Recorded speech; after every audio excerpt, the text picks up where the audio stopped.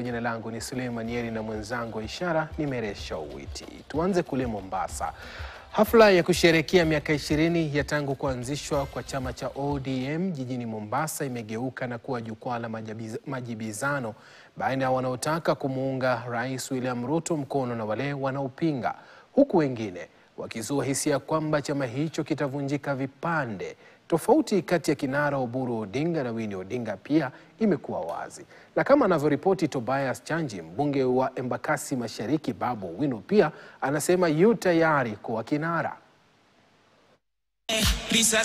Je, chama cha ODM kitastahimili mawimbi yaliyoachwa na mwenda zake Raila Odinga? Ndilo swali wanalojiuliza wafuasi na Wakenya kufuatia semi za hivi leo kwamba chama kimekosa mwelekeo. Mwanae Odinga, Winnie Odinga, akisema sharti kuandaliwe mkutano wa kitaifa wa mustakabali wa chama. That relationship is complicated.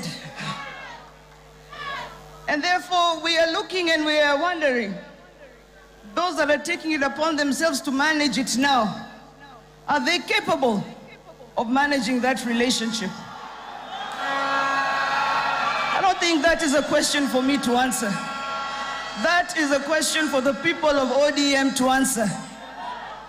Ulisikia mtoto yangu Winnie akisema ati Raila alikuwa hapo na sasa tutafute mwingine kusaidia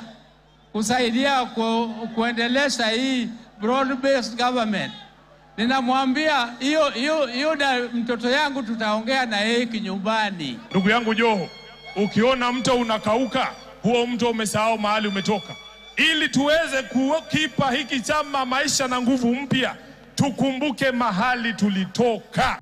Tangu ratiba ya hotuba ilipoanza, ilikuwa ni wazi kwamba kuna mirengo miwili iliyojitokeza. Mtu amechoka na ODM, asituletee story, aende pole pole. ODM will always remain one single party. Tafadhali mtu yoyote ambaye atadhania kwamba atavunja chama cha ODM, tutakuvunja mapema. Na hapa naona kuna intrigues. Kuna kupangiana hapa. Kuna intrigues.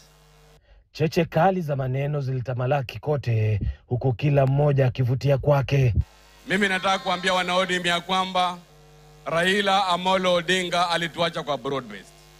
Na sisi kama viongozi hatutasaliti msimamo wa Raila Amolo Odinga. Na mimi nawaambia, msifikirie mtatoa chambo, msifikirie mtatoa kafara. Nawaambia, msifikirie mtatoa kafara. Some people are going to be used to try and divide us.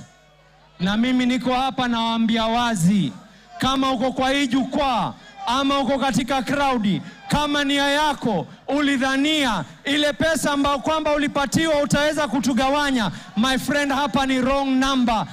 Wengine wanapita hapa na one term, wengine na two term, wengine wanasema nani.